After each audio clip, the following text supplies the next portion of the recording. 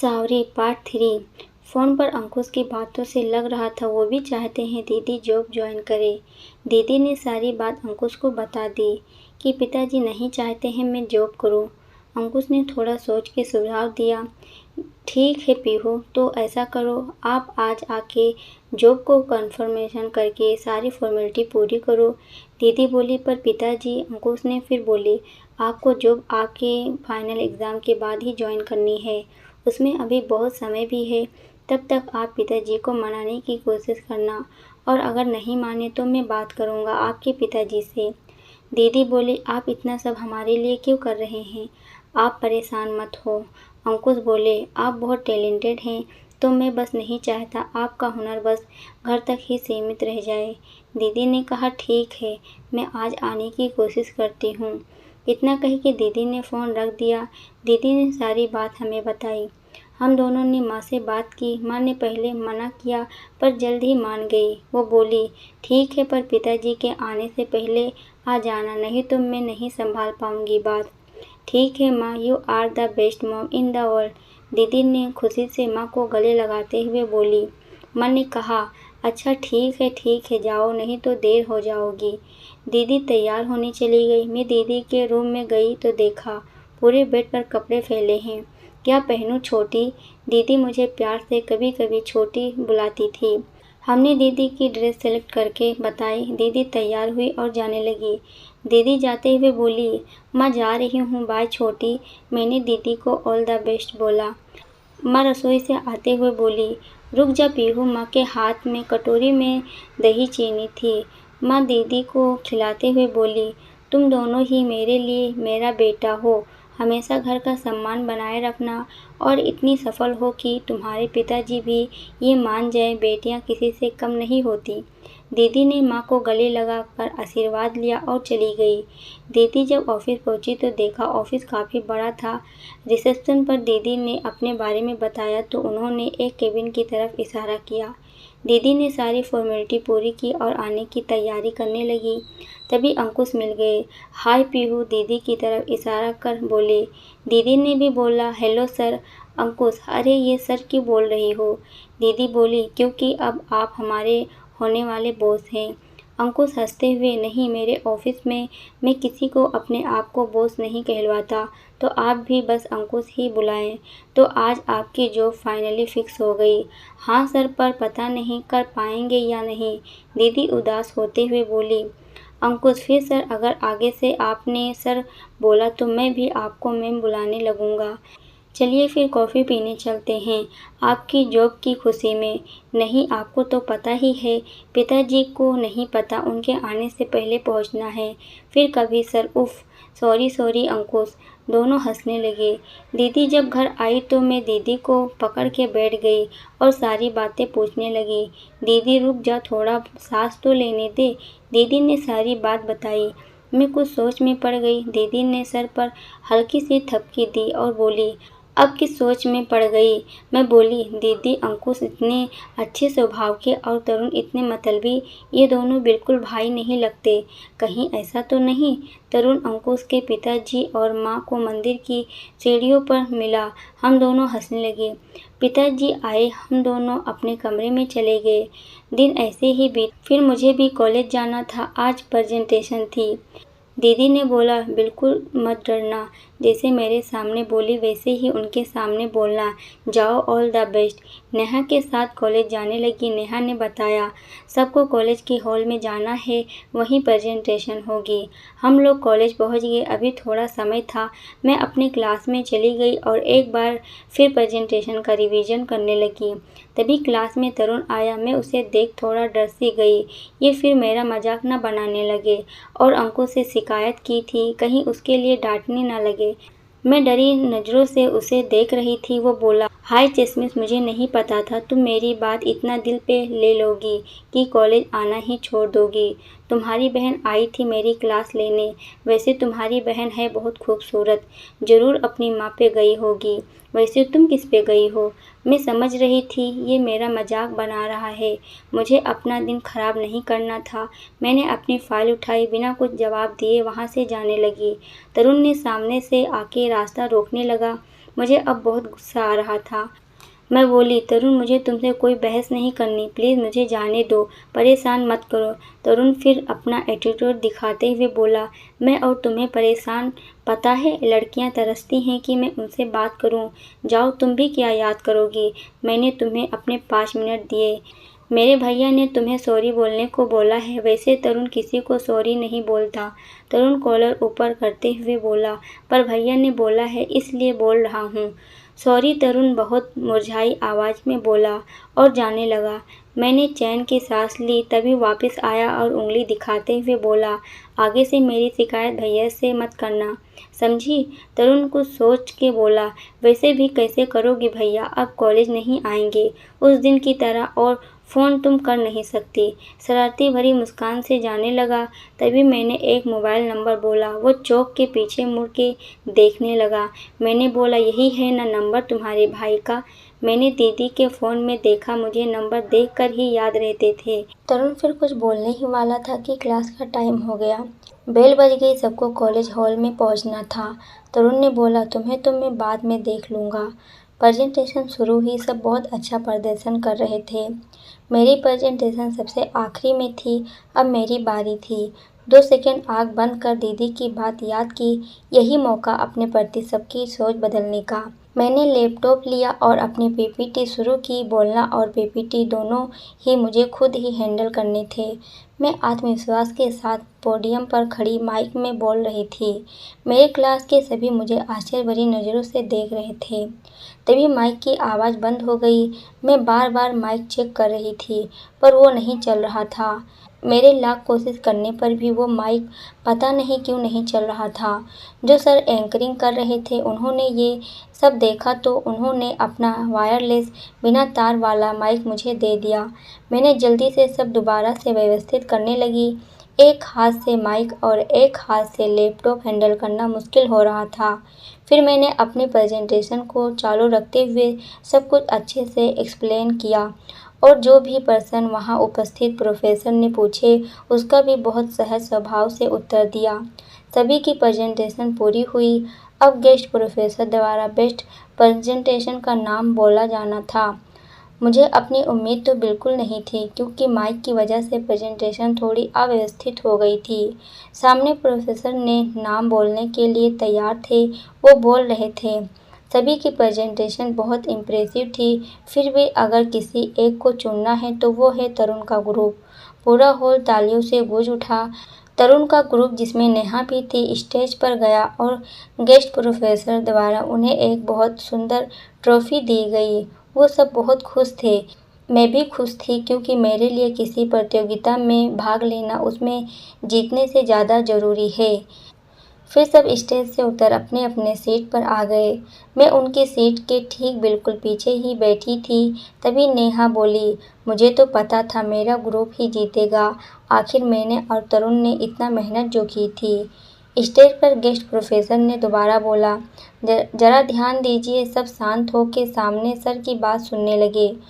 उन्होंने दोबारा बोला, बेस्ट प्रेजेंटेशन तो एक को ही चुनना था, पर यहाँ इस सम्मान का अधिकार कोई और भी है, जिससे मैं स्पेशली अपनी तरफ से एक सम्मान देना चाहता हूँ। सब चौंक गए। नेहा बोली, लगता है सर को मेरा एक्सप्लेन करना बहुत पसंद आया। वो मुझे अलग से गिफ्ट देना चाहते हैं। मैं हूँ ही ऐसी, जो भी देखता है इम्प्रेस हो जाता है। नेहा कुछ इतराते हुए बोली। सबका ध्यान सर पर था। सर ने बोला, वो छात्र का नाम है। इतना सुन नेहा खड़ी होने लगी थी, तभी सर के मुंह से नाम निकला, सावरी। नेहा मुंह बना के अपनी सीट पर बैठ गई। मुझे विश्वास नहीं हो रहा था। मैं बिल्कुल स्तंभ हो गई। सर ने फिर बोला, सावरी स्टेज पर आ जाए। मेरा दिल बहुत तेज धड़क रहा था। मैं स्टेज पर गई। सर ने बोला, माइक में जो प्रॉब्लम हुई उसमें तुम्हारी कोई गलती नहीं। तुमने अकेले होके भी बहुत अच्छा प्रेजेंटेशन दिया। वेल डन सावरी। सब मेरे लिए तालियां बजा रहे थे। मुझे ये सब सपना सा लग रहा था। उन्होंने मुझे एक ट्रॉफी दिया और साथ में अपनी जेब से पेन निकालते हुए बोले, सावरी बेटा, ये पेन मेरे पिताजी ने दिया था। वो भी एक प्रोफेसर थे। उन्होंने कहा, जिसमें तुम्हें मेरी झलक लगे उसे ये दे देना। मुझे लगता है इसे तुम डिज़र्व करती हो। अच्छे से पढ़ना, घर वालों का नाम रोशन करना। पेन मुझे देते हुए बोले, मैंने उनका धन्यवाद करते हुए बोली, थैंक्स सर, हम इसे हमेशा अपने पास रखेंगे। ये हमारे लिए बहुत अनमोल है। इस तरह से प्रेजेंटेशन का कार्यक्रम पूरा हुआ। कॉलेज सर भी हमसे बहुत प्रभावित और खुश थे। क्लास के छात्र भी मुझे बधाई दे रहे थे। मैं उस दिन बहुत ज़्यादा खुश थी। नेहा भी पास आई और बहुत रूखे आवाज़ में बधाई देते हुए मुझे मिला हुआ पेन देखने लगी और बोली, ऐसा पेन तो कोई भी शौक पर मिल जाएगा, कोई बड़ी बात नहीं है। मुझे नेहा की बात और सोच पर इस बार गुस्सा नहीं, तरस आ रहा था। मैंने बस इतना बोली, पता है नेहा, तुम में और मुझ में क्या अंतर है। तुम किसी चीज़ की वैल्यू उसके रेट से लगाती हो और मैं उस सामान को देने वाले के भाव को देखती हूँ। रहने दो, तुम नहीं समझोगी। मैं जैसे ही वहाँ से जाने के लिए पीछे मुड़ी तो देखी तरुण खड़ा था। अपनी शरारत भरी मुस्कान लिए मैंने अपना रास्ता बदलते हुए वहाँ से जाने लगी। वो फिर से मेरे सामने आ गया और बोला, क्या बात है मिस अंधियारा, तो तुम्हें भी ट्रॉफी मिल ही गई। मुझे तो लगा आज तुम्हारी प्रेजेंटेशन बेकार हो गई। अरे जब वो माइक का तार कट गया था, माइक नहीं चल रहा था, मुझे तो लगा अब तो तुम कुछ नहीं कर पाओगी। मैं चौंक गई और उसकी बात बीच में ही काटते हुए बोली, एक मिनट, तुम्हें कैसे पता माइक का तार कट गया। सबको तो ये पता है माइक में कुछ प्रॉब्लम हो गई, किसी को नहीं पता हुआ क्या था माइक में। तुम कैसे कह रहे हो कि तार कट गया था। तरुण के चेहरे का रंग उड़ गया। उसके मुंह से कोई जवाब नहीं निकल रहे थे। बस वो मैं यही सब बड़बड़ा रहा था। उसने दूसरी तरफ देखा और किसी को हाय बोलता हुआ चला गया। मैं दोबारा हॉल में गई माइक का तार चेक करने। जब पूरा तार देखी तो मेरे पैरों तले ज़मीन निकल गया। वो एक जगह से कटा हुआ था। वो किसी तेज चाकू या ब्लेड से कटा था। मैं समझ गई ये सब तरुण ने मेरी प्रेजेंटेशन खराब करने के लिए किया था। मुझे बहुत तेज गुस्सा आ रहा था। मैंने कभी नहीं सोचा था वो इस हद तक जाएगा। मैं हॉल के बाहर आई और तरुण को खोजने लगी। वो एक जगह लड़कियों के ग्रुप में खड़ा था। मैं उसके पास गई। तरुण ने मुझे देखा और बोला, हाँ चश्मिश बोलो। मैंने बोला, मुझे तुमसे बात करनी है। वो बोला, उफ, मैं किस किस से बात करूं, हर लड़की मुझसे भी बात करना चाहती है। इतना बोल वो लड़कियों के ग्रुप से बाहर आया और बोला, हाँ बोलो, क्यों बुलाया है। प्रपोज मत करना और भी बहुत लाइन में है। मैंने बोला, हो गया तुम्हारा, ये बताओ माइक का तार तुमने काटा है ना। तरुण ये सुन कुछ देर चुप घूरता रहा, फिर एकदम से बोला, सॉरी प्लीज़ किसी से मत बताना, नहीं तो मुझे कॉलेज से निकाल देंगे। मैं तुम्हारे सामने हाथ जोड़ता हूँ। मुझे कुछ समझ ही नहीं आ रहा था आखिर में ये क्या कह रहा है, इसकी अकड़ कहाँ गई। तभी वो शांत हो गया और ज़ोर ज़ोर से हंसने लगा। मैं कुछ समझती वो बोल पड़ा, तुम्हें क्या लगता है अगर तुम मेरी चोरी पकड़ लोगी तो मैं ऐसे तुमसे रहम की भीख मांगूंगा? कभी नहीं। हाँ, मैंने ही तुम्हारा माइक का तार काटा था तो तुम क्या कर लोगी? तुम्हारे पास कोई सबूत नहीं, तुम मेरा कुछ नहीं बिगाड़ सकती। मैं बोली, पर क्यों किया, मेरी गलती क्या थी? तरुण शरारत भरी मुस्कान से बोला, क्योंकि तुम्हारी वजह से भैया से मुझे डांट पड़ी और मुझे खुद को बहुत मज़ा आता है तुम्हें परेशान करने में। मैं बोली, तुम क्या पागल हो? तुम्हें हर समय मजाक ही करना होता है, कभी सीरियस नहीं हो सकते। तुम्हारी वजह से आज मेरी प्रेजेंटेशन खराब हो जाती, गेस्ट प्रोफेसर के सामने कॉलेज का नाम खराब हो सकता था। तरुण बोला, मुझे कोई फ़र्क नहीं पड़ता, मेरी जो मर्जी हो मैं वही करता हूँ। और हाँ, भैया से शिकायत की तो सोच लेना, पहले की शिकायत पर ये किया है और अब दोबारा करी तो सोच भी नहीं सकती मैं क्या करूँगा। तरुण धमकी दे रहा था। कॉलेज से घर पहुंची तो सबसे पहले दीदी को बताया सब, पर तरुण की शरारत के बारे में नहीं बताया। दीदी और माँ मेरे सम्मान से बहुत खुश थी। दीदी ने बोला, देखा मैंने बोला था तुम कर लोगी, तुम्हारा बेस्ट परफॉर्मेंस होगा, अब कॉलेज में तुम्हारा सम्मान बढ़ गया। और तरुण ने फिर से परेशान तो नहीं किया? मैं अपनी फाइल और ट्रॉफी समेटते हुए बोली, नहीं, आपने इतनी अच्छी उसकी क्लास लगाई, वो अब परेशान कर ही नहीं सकता। मैं अपने कमरे में आ गई। शाम को पिताजी आए तो मैं उनके कमरे में गई और मिले हुए ट्रॉफी और सामान के बारे में बताने लगी। मैं बोली, पिताजी आज कॉलेज में प्रेजेंटेशन थी और मुझे इतने में ही पिताजी का फ़ोन बज गया। वो फ़ोन उठाते हुए बोले, जी शर्मा जी, हाँ, फ़ोटो मिल गई तो कब तक आ रहे हैं? मैं फिर वहाँ से बिना अपनी बात पूरी करे जाने लगी। पिताजी ने पीछे से आवाज़ दी, सावरी। मैं बहुत खुशी से पीछे मुड़ी। वो बोले, दरवाज़ा बंद करते हुए जाना। मैंने हाँ बोल बाहर आकर दरवाज़ा बंद कर दिया। माँ वहीं खड़ी समझ गई थी। मेरे आँखों में आंसू भरे थे। माँ ने बोला, दिल छोटा नहीं करते, कोई ज़रूरी फ़ोन होगा। माँ की खुशी के लिए मैं मुस्कुरा पड़ी। पिताजी ने कभी हमसे प्यार से 2 पल बात नहीं की। उनके लिए हम अपनी शादी से पहले ही पराये हो चुके थे। अगले दिन रोज़ की तरह कॉलेज पहुँचे। मैं रोज़ की तरह क्लास की ओर जा रही थी। तब मेरे ही क्लास की काजल आरजू मेरे पास आई और बात करने लगी। क्लास में हम साथ में ही पढ़ते थे, पर पहले कभी उन्होंने मेरे से बात नहीं की। पर अब क्लास के सभी छात्र का व्यवहार मेरे प्रति बदल रहा था, जिससे मैं बहुत खुश थी। बस मेरी खुशी पर एक ही ग्रहण था, तरुण। मुझे पता था इस समय भी ज़रूर मेरे साथ कुछ बुरा करने के लिए प्लानिंग बना रहा होगा। क्लास शुरू हुई। मैं जहाँ पहले अकेले बैठती थी, अब मेरे पास क्लास में आरजू, काजल सब साथ बैठती थी। प्रोफेसर सर क्लास में आए। उन्होंने बताया, 15 दिन बाद अध्यापक दिवस आने वाला है। सभी विभाग वालों का अलग अलग प्रोग्राम होगा। आप लोग भी अपने सीनियर के साथ मिलकर अपने विभाग का सबसे अच्छा प्रदर्शन देना। सावरी, तुम भी जैसे पहले कॉलेज का सम्मान बढ़ाया है, वैसे ही अपने विभाग को भी ध्यान रखना। मैंने बिना कुछ सोचे ही हाँ में सिर हिला दिया।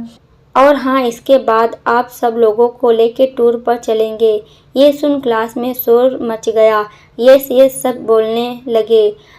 कब सर, कब जाएंगे? सर ने सबको शांत करते हुए बोला, अध्यापक दिवस के ठीक 4 दिन बाद।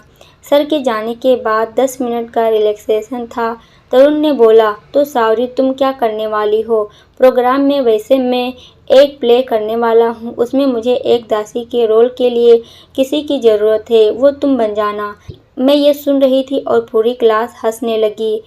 फिर नेहा बोल पड़ी, और मैं रानी बनूंगी, है ना तरुण? तरुण बोला, हाँ, आप हो ही इतनी खूबसूरत, बिल्कुल रानी की तरह। नेहा इतराते हुए मुस्कुरा रही थी। थोड़ी देर में सर क्लास में आए और साथ में 2 छात्र भी थे। सर ने दोनों की तरफ इशारा करते हुए बोले, इनसे मिलो, ये हैं दीपक, 2 ईयर के हेड ऑफ क्लास हैं, और ये हैं साहिल, 3 ईयर हेड ऑफ क्लास। इनके साथ मिलके आप लोगों को प्रोग्राम की तैयारी करनी है। आगे के लेक्चर नहीं होंगे। सर के जाने के बाद दोनों सीनियर खड़े थे। उन्होंने बोलना शुरू किया, आप सभी जिन्हें भी भाग लेना है। दोस्तों, आगे की कहानी हम पार्ट 4 में पढ़ेंगे। अगर आपको ये वीडियो पसंद आई हो तो वीडियो को लाइक ज़रूर करिएगा, और अगर आप हमारे चैनल पर नए हो तो प्लीज़ चैनल को सब्सक्राइब ज़रूर कर दो, जिससे हर वीडियो की नोटिफिकेशन आपको मिलती रहे। पूरी वीडियो देखने के लिए आपका बहुत बहुत धन्यवाद।